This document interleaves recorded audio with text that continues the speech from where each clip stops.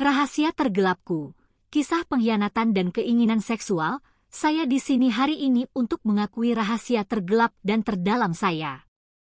Rahasia yang telah menghantui saya selama bertahun-tahun dan sesuatu yang tidak saya banggakan. Saya berbicara tentang perselingkuhan saya dan peristiwa mengejutkan yang terjadi selama pernikahan saya dengan Bryce di rumah indah kami di San Francisco. Semuanya dimulai dengan cukup polos.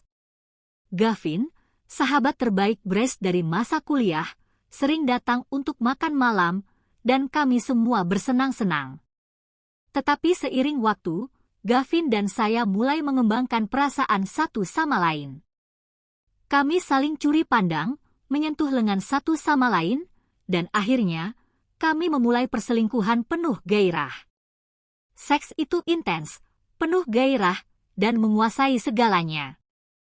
Kami bertemu secara rahasia, menyelinap seperti remaja. Saya merasa hidup, tetapi pada saat yang sama, saya dipenuhi rasa bersalah. Saya tahu saya menyakiti Bryce, tetapi saya tidak bisa berhenti. Tapi itu bukan yang terburuk. Gavin memiliki sisi gelap, dan dia memperkenalkan saya pada hal-hal yang tidak pernah saya pikir akan saya sukai. Dia adalah penggemar BDSM, dan dia ingin saya berpartisipasi.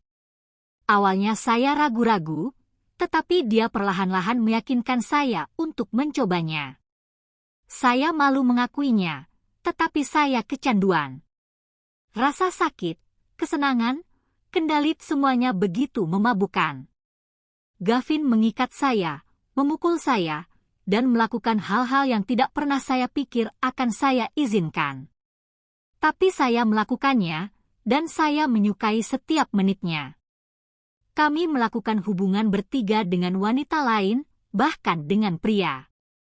Gavin menonton saya berhubungan seks dengan orang lain, dan itu membuatnya terangsang.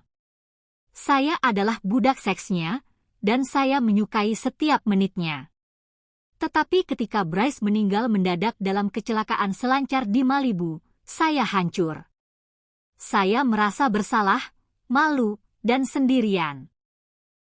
Saya dan Gavin tetap bersama selama beberapa tahun setelah kematian Bryce, tetapi ketika Gavin meninggal karena serangan jantung, saya ditinggalkan untuk menghadapi konsekuensinya. Saat itulah saya bertemu Parker, seorang pengusaha kaya dari New York, dan saya kembali jatuh ke dalam pola yang sama. Seks kali ini berbeda, tetapi rasa bersalah dan malu masih ada. Saya tahu saya menyakiti orang lain lagi, tetapi saya tidak bisa berhenti. Parker menyukai permainan peran, dia mendandani saya dengan kostum dan berhubungan seks dengan saya di tempat umum. Saya merasa seperti pelacur, tetapi saya tidak bisa cukup. Kami melakukan hubungan seks di bagian belakang limusinnya, di kamar hotel, bahkan di kamar mandi klub malam yang ramai. Saya adalah mainan seksnya, dan saya menyukai setiap menitnya. Saya sangat menyesal atas apa yang telah saya lakukan. Saya minta maaf telah menyakiti Bryce, Gavin, Parker, dan semua orang yang terkena dampak tindakan saya. Saya tahu saya tidak akan pernah bisa sepenuhnya memperbaiki kesalahan saya, tetapi saya berharap dengan berbagi cerita saya dapat membantu orang lain yang mungkin berjuang dengan keinginan dan dorongan yang serupa. Terima kasih telah mendengarkan.